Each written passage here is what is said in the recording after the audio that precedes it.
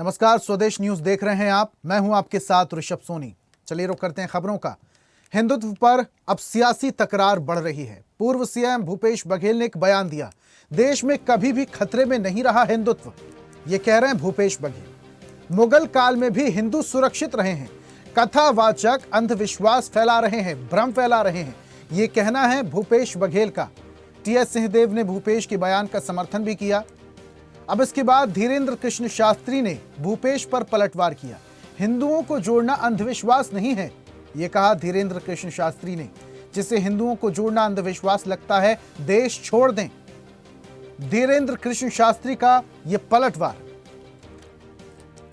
हिंदुत्व को लेकर सियासी बयानबाजी एक बार फिर से अपने चरम पर पहुंच चुकी है। हिंदुत्व के खतरे को लेकर पूर्व मुख्यमंत्री भूपेश बघेल ने कहा कि मुगल काल में भी हिंदू और हिंदुत्व सुरक्षित रहे, लेकिन ये जो बाबा हैं, कथावाचक हैं, ये अंधविश्वास फैलाते हैं, ये लोगों को भ्रम में डालते हैं। अब भूपेश बघेल के इस बयान का टीएस सिंहदेव ने भी समर्थन किया, लेकिन धीरेन्द्र कृष्ण शास्त्री ने भूपेश बघेल के इस बयान का पलटवार दिया। उन्होंने कहा कि अंधविश्वास फैलाना नहीं है।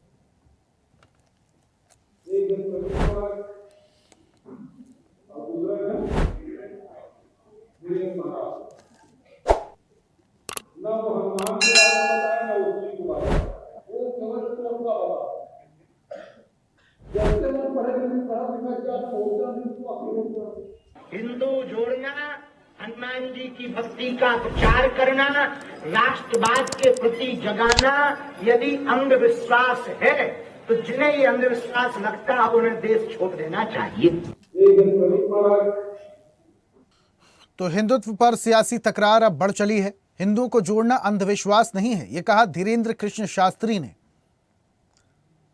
जिसे हिंदुओं को जोड़ना अंधविश्वास लगता है वो देश छोड़ दें।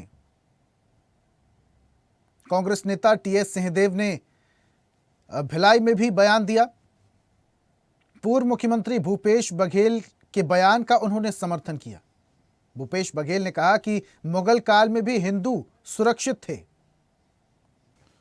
तो हिंदू और हिंदुत्व को लेकर सियासी बयानबाजी अब तेज हो चुकी है। भूपेश बघेल ने मुगल काल का जिक्र किया और कहा उस दौरान भी हिंदू और हिंदुत्व सुरक्षित थे, लेकिन आजकल के जो कथावाचक हैं ये भ्रम फैलाते हैं, ये लोगों को भ्रमित करते हैं, अंधविश्वास फैलाते हैं।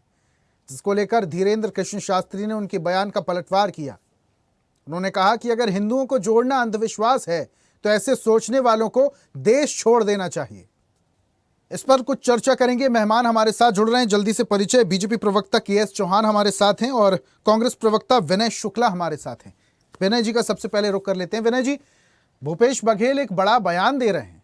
वो कह रहे हैं मुगल काल में भी हिंदू और हिंदुत्व सुरक्षित थे। आज के समय में के जो कथावाचक हैं ये लोगों को अंधविश्वास में ढकेलते हैं, ये लोगों को भ्रमित करते हैं। ये बड़ी बातें सीधा वार कथावाचकों पर। कथावाचक तो धर्म की बातें करते हैं। जी देखिए, सबसे पहले तो मैं आपके चैनल के सभी दर्शकों को, आपको और मेरे साथी पैनलिस्ट को नमस्कार करता हूं। सबसे बड़ी बात यह है कि हमारा भारत देश सभी समुदाय के लोग रहते हैं, सब आपस में मिलजुल के रहते हैं। हमारा लोकतांत्रिक देश है। अब जो कथावाचक आजकल के जो आ रहे हैं, जैसे पंडित धीरेन्द्र शास्त्री जी और हमारे प्रदीप मिश्रा जी, जितने भी कथावाचक हैं, वो 2014 के बाद ऐसे बोलने लगे कि देश खतरे में है, हिंदू खतरे में है करके। लेकिन 2014 के पहले पूरे देश में कहीं पे भी ना दंगे होते थे, हिंदू मुस्लिम नहीं होते थे। जब से 2014 में नरेंद्र मोदी की सरकार आई है, बराबर हिंदू मुस्लिम की लड़ाई होते जा रही है। और तुष्टीकरण काम करने के लिए, लोगों को आपस में लड़ाने के लिए ऐसे कथावाचक को राज्यों में भेजा जाता है ताकि राज्य में दंगा बढ़े, आपस में हिंदू मुस्लिम लड़ाई करें।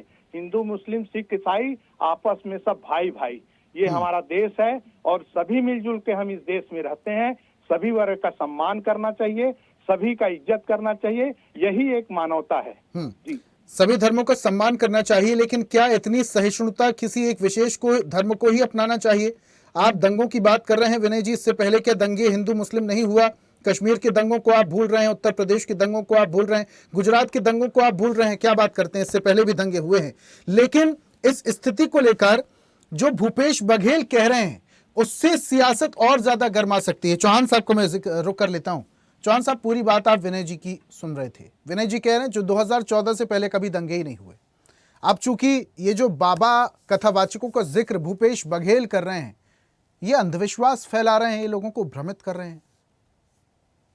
देखिए ऋषभ जी, सबसे मेन बात ये है कि जो अभी शुक्ला जी बोल रहे थे, मैं भूल गया था शुक्ला जी सबसे पहले कांग्रेसी हैं, वो इस हिसाब से वो बात कर रहे थे और हर कांग्रेसी इसी हिसाब से बात कर रहे हैं, क्योंकि कारपात्रे जी के पद यात्रा में किसने गोलियां चलवाई? तो इंदिरा गांधी जी ने चलवाई। उसके बाद जब यहाँ पर पद यात्रा होती है तो भूपेश बघेल जी बोलते हैं कि ये नौटंकी कर रहे हैं। साधु संतों की पद यात्रा होती है तो वो बोलते हैं कि नौटंकी कर रहे हैं। उसके बाद ऐसी कई बयान पहले भी आए हैं और उनके पिताश्री खुद बोला करते थे कि राम नहीं रावण की पूजा करिए। तो सनातनी जो मूल है हमारे भारत का, वो भारत का जो सनातनी मूल है उसको छोड़ के जो विचारधारा है इनकी, एक तो कांग्रेसी विचारधारा और दूसरा ये है कि मतलब अपने आकाओं को खुश भी करना है, ऐसा बोल के वो अपने आकाओं को खुश भी करते हैं, अपना राजनीतिक रोटियां भी सेकते हैं, बस और कोई कारण नहीं है। दूसरी बात ये है कि एक्चुअल इसी मूल के हो गए हैं वो। आप मेरे को ये बताइए कि हर इंसान को पता है कि मुगलों ने जो बाहरी आक्रांताएं थे उन्होंने कितना हमारे ऊपर जुल्म किया है, और उसके बाद ये बोलते हैं और कोई कोर कसर नहीं छोड़ी है। धर्म परिवर्तन के लिए उन्होंने चुनवा दिए गए, जिनका कल वीर बाल दिवस हम लोग बनाएंगे, आज जिनका वीर बाल दिवस बना रहे हैं उनको चुनवा दिया गया। किसने चुनवाया? मुगलों ने तो चुनवाया ना। और किसने चुनवाया? वो सिर्फ इसलिए चुनवाया क्योंकि वो धर्म परिवर्तन नहीं कर रहे थे। और ये बताइए कि क्या हिंदू उस समय सेफ थे? मतलब शर्म आनी चाहिए भूपेश बघेल जी को ऐसा बयान देते हुए, लेकिन उनको शर्म नहीं आई क्योंकि उनको अपने आकाओं को खुश करना है और इसी विचारधारा के हैं वो।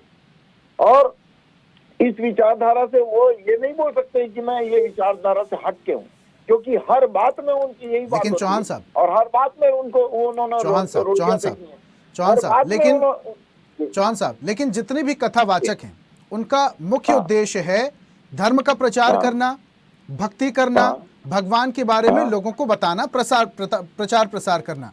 लेकिन जब कथावाचक राजनीति में उलझने लगते हैं, सियासी पेंच में उलझने लगते हैं, सियासी बयानबाजी देने लगते हैं, ये तो उनका काम नहीं है। ऋषभ जी, धर्म होता क्या है? धर्म ये वो होता है कि देश काल और परिस्थिति के हिसाब से जो सही है, जो सही बात बोलना है, जो सही कार्य करना है, वही धर्म है। जैसे आप पत्रकारिता कर रहे हैं और आपको बैलेंस होके बात करनी है, जो सही बात है वही पत्रकारिता का धर्म है। तो आप अपना धर्म निभा रहे हो। आप अपनी एक डॉक्टर जो लेकिन चौहान साहब डॉक्टरी के कथावाचन करना और राजनीति करना ये दोनों अलग अलग चीजें। राजनीति अब जो राजनीतिज्ञ हैं वो अगर कथावाचन करने लगे कैसा लगेगा? ऋषभ जी, कल मैं पंडित महाराज धीरेन्द्र शास्त्री के एकदम सामने था जब उन्होंने ये बयान दिया, और उन्होंने अपना बयान ऐसे चालू किया कि मैं किसी भी राजनेता का उत्तर नहीं देता हूँ राजनीति का, लेकिन ये प्रश्न आपने पूछा है तो उस प्रश्न का मैं उत्तर देता हूँ कि जो हमारी सनातनी मूल है जो भारत का है ना, और वो उसकी बात करना, आपको अगर अंधविश्वास लगता है तो आप यहाँ पर रहने के लायक नहीं हो। ठीक है। उन्होंने ये नहीं बोला कि आप इसको वोट दो, इसका समर्थन करो या उसका समर्थन नहीं करो। आप मेरे को एक भी बयान ऐसा बता दीजिए। ठीक है, वो भूपेश बघेल के बयान का पलटवार कर रहे थे, भूपेश बघेल की बात को वो दोहराते हुए उसका जवाब दे रहे थे। ठीक है, विनय जी का जल्दी से मैं रुक कर लेता हूं, समय मेरे पास कम है। विनय जी, ये जिस तरीके की बयानबाजी आप लोग देते हैं, कांग्रेस के नेता जिस तरीके से देते हैं, इसलिए आरोप लगते हैं कि कांग्रेस पार्टी एक धर्म विशेष को सपोर्ट करती है।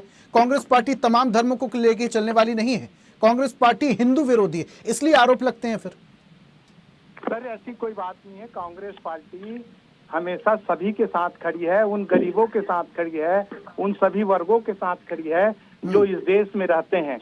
और पिछले 17 साल से अगर कांग्रेस पार्टी की सरकार रही है तो उनका एक उद्देश्य है जियो और जीने दो। अभी के जो कथावाचक हैं, आपने बहुत अच्छी लाइन कही ऋषभ जी कि जो कथावाचक रहते हैं, जो भगवान के गुणगान करते हैं, उनको अपने गुणगान करना चाहिए, ना कि राजनीति में। लेकिन इनका इसलिए राजनीति में पदार्पण होता है कि इनको भी कई ऐसे इनके काले कारनामे हैं जिसको बचाने के लिए पार्टी का विशेष लेकिन वो हिंदुओं को जोड़ने की अगर बात करते हैं धीरेन्द्र शास्त्री, तो इसमें गलत क्या है शुक्ला नहीं, साहब? कोई गलत नहीं है। आप हिंदुओं को जोड़ो, लेकिन हमारे देश में और भी जाति रहते हैं, उनका भी तो सम्मान आदरणीय धीरेन्द्र शास्त्री जी को करना चाहिए। क्या उनके एक फर्ज नहीं है कि आप अगर हिंदू के साथ खड़े हैं तो आपकी मानवता ये कहता है कि आपको दूसरे वर्ग का भी सम्मान करना चाहिए। देखिए, नरेंद्र मोदी जी देश के प्रधानमंत्री हैं, उनको ये समझना चाहिए कि आपके देश में 4 प्रकार के वर्ग रहते हैं, उसका सबको आपको लेके चलना पड़ेगा। क्या हिंदू को बस लेके चलेंगे तो उनकी राजनीति चलने लग जाएगी? लेकिन इस हिसाब से जो आप कह रहे हैं, इस हिसाब से तो विपक्ष पे भी यही फॉर्मूला लागू होता है। हमेशा विपक्ष जो है वो हिंदू विरोधी बयानबाजी क्यों करता है, ये भी बड़े सवाल हो जाते हैं। विनय जी, बहुत शुक्रिया हमारे साथ जुड़ने के लिए। समय मेरे पास कम है, माफी चाहूंगा। चौहान साहब, आपका भी बहुत शुक्रिया हमारे साथ जुड़ने के लिए, अपनी बातें रखने के लिए। तो धीरेन्द्र कृष्ण शास्त्री ने बयान दिया, भूपेश बघेल के बयान का उन्होंने पलटवार किया। और ऐसी ही ताजा खबरों के लिए लाइक, फॉलो और यूट्यूब पर सब्सक्राइब कर बेल आइकन जरूर दबाइए। और हर अपडेट के लिए विजिट कीजिए स्वदेशलाइव.com।